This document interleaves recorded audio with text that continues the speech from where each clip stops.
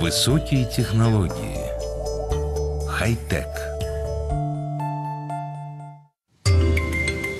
В Армении недавно была открыта самая длинная канатная дорога в мире, которая позволит посетителям без труда добраться до одного из важнейших исторических памятников страны – Татевского монастыря. До сих пор он был отрезан от инфраструктуры, и попасть туда было очень сложно.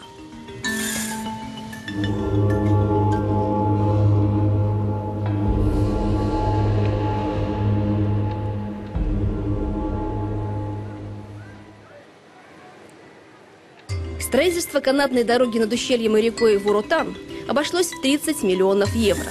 При этом были использованы самые современные технологии. Протяженность канатки составляет 5 километров 700 метров. Кабина фуникулера вмещает 25 человек и движется со скоростью до 37 километров в час.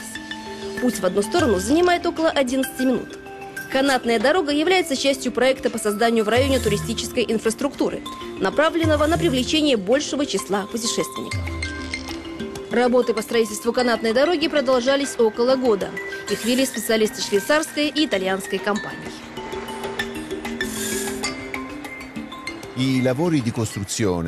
Строительство этой канатной дороги было очень трудным и опасным. Представьте себе, каждый стальной трос весит 60 тонн, а каждый его метр – 10 килограммов. Кроме того, строительной команде мешала месяцами стоявшая плохая погода. На некоторых участках почва оказалась неподходящей, поэтому для возведения башен и одной из станций пришлось изобретать новые типы фундаментов. В ходе строительства у вас возникли проблемы с устойчивостью почвы. Какие именно? При строительстве башни, где почва оказалась очень хрупкой, нам пришлось провести очень кропотливые дренажные работы. А на конечной станции нужно было выкопать очень точный прямой угол на самом краю скалы. Другой важной задачей было обеспечение безопасности. Система канатки оснащена технологией, позволяющей кабинам достичь станции даже в случае отключения электроэнергии. Основной двигатель фуникулера очень мощный электрический, примерно такой же, какие используются на других канатных дорогах. Если же возникнут проблемы с электричеством, к использованию готов дизельный, мощностью в 150 лошадиных сил. А если и он сломается, то есть еще один запасной. Кроме того, стальные тросы и колеса находятся под постоянным контролем специальных датчиков. До запуска этого проекта просто добраться до Татевского монастыря было довольно сложно. Дороги очень старые и в плохом состоянии, поэтому путь туда был очень трудным. В деревне Татев, где расположен монастырь, жителей становилось все меньше и меньше.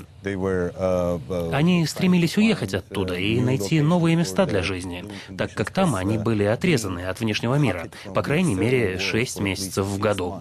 В такой ситуации мало приятного. Мы отправились в деревню Татев, население которой составляет около 1000 человек. Что думают о новой инфраструктуре местные жители? Они, кстати, могут пользоваться фуникулером бесплатно.